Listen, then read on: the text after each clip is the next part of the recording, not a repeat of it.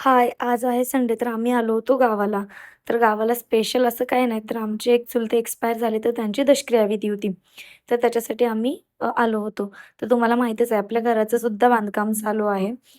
तर 3-4 दिवस प्रतीक्षा गावाला होती आणि मी अजिबात गावाला आली नव्हती. तर मला माहीत नाही गावाला किती काम झालेलं. तर मला ती ओढ लागली होती, की किती काम झालं असेल वगैरे. तर आल्या-आल्या आले होते एक काका. ते विंडोचं मेजरमेंट घेण्यासाठी रीलिंगची ऑर्डर द्यायची होती त्यासाठी. तर कुणाला आणि मी त्याचं मेजरमेंट घेऊन ऑर्डर देत होतो. आणि घराला पाणी वगैरे मारायला आमचे ते शेजारचे काका आहेत, आमचे चुलते, चुलत चुलते. तर ते तर सगळं काम करतातच. चला म्हटलं आपण पण आलोय, आपलं पण घर आहे, तर आपण ते सगळे कामंसुद्धा करायला पाहिजे. तर कुणाल आणि मी पाणी मारायचं काम करत होतो आणि प्रिन्स बघा, पाणी मारता-मारता त्याने स्वतःला पूर्ण अंघोळ घालून घेतलेली. पूर्ण डोक्यापासून तर पायापर्यंत ओलाचिंब झाला होता. तर मी त्याला चिडवत होते, की "आता तू एवढा ओला झालाय, तुला गाडीत पण बसू देणार नाही आणि पुण्याला सुद्धा घेऊन जाणार नाही."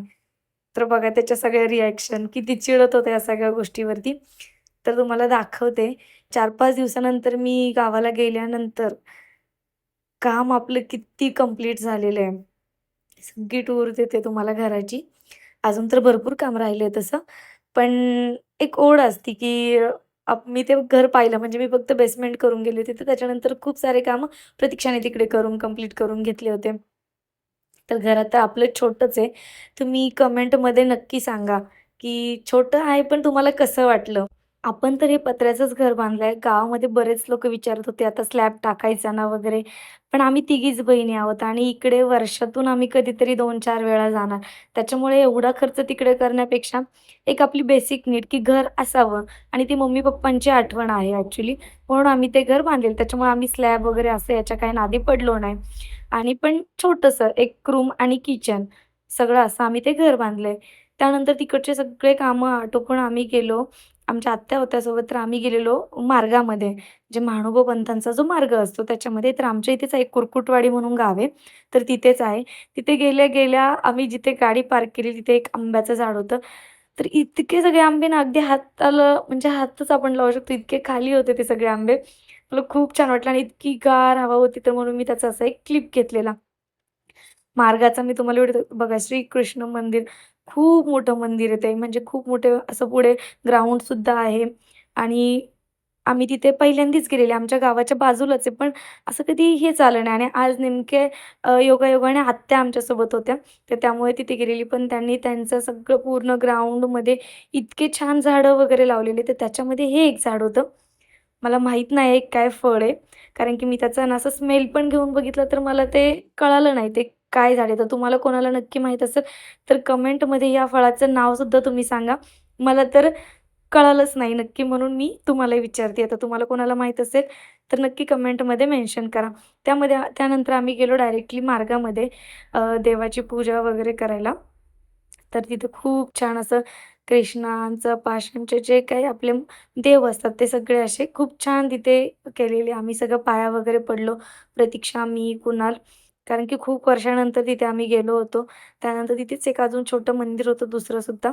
इथे आम्ही गेलो. कुणाल, मी, प्रतीक्षा, आमचा एक दादा पण होता, भाऊ गौतम दादा म्हणून. नंतर तिथे आम्हाला विडा ठेवायचा होता.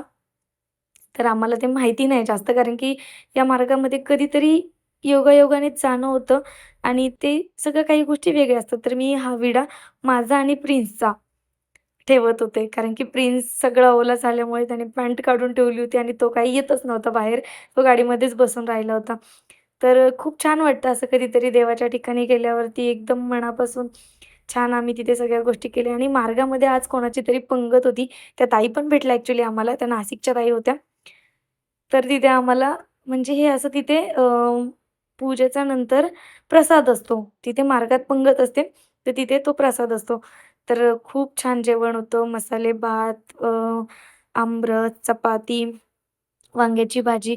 आम्ही तर दशक्रियेला गेलो होतो तिकडनं पण जेवण करून आलो होतो. पण कुणालने मात्र काहीच खाल्लं नव्हतं. त्याला खूप भूक लागलेली आणि दुपारचे जवळपास 3 वाजले होते. तर आम्ही सगळे ते प्रसाद पण होता म्हणून तिथे मार्गात जेवायला पण बसलो.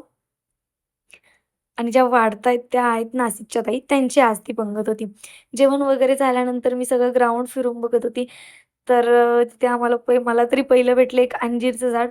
खूप अंजीर आलेली होते त्याला. मस्त होतं पण सगळं. आणि प्रिन्स नंतर ना आलेला थोडा सुका झाल्यावरती. आणि तिथे एक लाजाळूचं पण झाड होतं. टच केलं की किती छान लाजायचं बघा ते. मी प्रिन्सला पण सांगत होते, "तू पण ट्राय कर." पण त्याला जमलं की नाही मला माहीत नाही, कारण त्याच्यासोबतचा मी व्हिडिओ काही तो घेतलेला नाहीये. खूप वेगवेगळ्या प्रकारचे झाडं त्यांनी तिथे केले होते. म्हणजे खरंच अशी एक आवड असते, की झाडं लावण्याची, ते जपायची आणि वेगवेगळे. आता हे झाड तर कुठले मला माहीत नाही. ते थोडं कारल्याच्या झाडासारखं होतं आणि हे असं नारळाचं झाड होतं. खूप छान त्यांनी असं त्याच्याखाली नेट लावलेलं, की वरतून नारळ जरी पडलं, तर ते दुसऱ्या झाडांवर पण पडणार नाही, जेणेकरून दुसरे झाडं खराब होणार नाही. ते त्या नेटवर पडेल. हे होतं आय थिंक सो गुलछडीचं झाड. त्याच्यानंतर तिकडे जो दिसतोय गवतीच्या, मला तर खूप आवडतो गवतीच्या. आणि असे त्यांनी सगळ्या झाडांच्या खाली असे एक लाजाळूचे झाडं होते. प्रिन्स ट्राय करून बघत होता, की ते लाजतंय का? आश्रमाचा जो ग्राउंड होता ना, तो खूप मोठा होता आणि त्यांनी खूप छान-छान वेगवेगळी झाडं लावली होती. आता काही-काही झाडांची तर मला नाव पण माहिती नव्हती. काही-काही झाडांची मला नावं माहिती होती. आता मी तिकडनं दाखवलेला तो गवतीच्या, त्याच्यानंतर इथे हे माहीत नाही कसलं झाड होतं, कारण की त्याला काहीच फळ नव्हतं. त्याच्या खाली ते विड्याचं पान जे असतं, ते विड्याच्या पानाचं पण एक झाड होतं. त्याच्यानंतर इकडे ही सदाफुली, व्हाईट सदाफुली त्यांनी लावलेली होती. छोटे-छोटे झाडं खाली पण होते. ते मला काय नाव लक्षात येत नव्हते आणि मला एक फूल दाखवायचं होतं मी गेल्यापासून. हे एक पर्पल इतकं छान हे फूल होतं ना, म्हणजे असं एकदम आपलं लक्ष वेधून घेईन असं, कारण की सगळ्या ह्याच्यामध्ये ते वेगळं दिसत होतं. आणि बघा मी असं सगळं ग्राउंड बाजूबाजूने त्यांनी सगळे नारळाची, आंब्याची म्हणजे मोठे-मोठे झाडं ती लावली होती.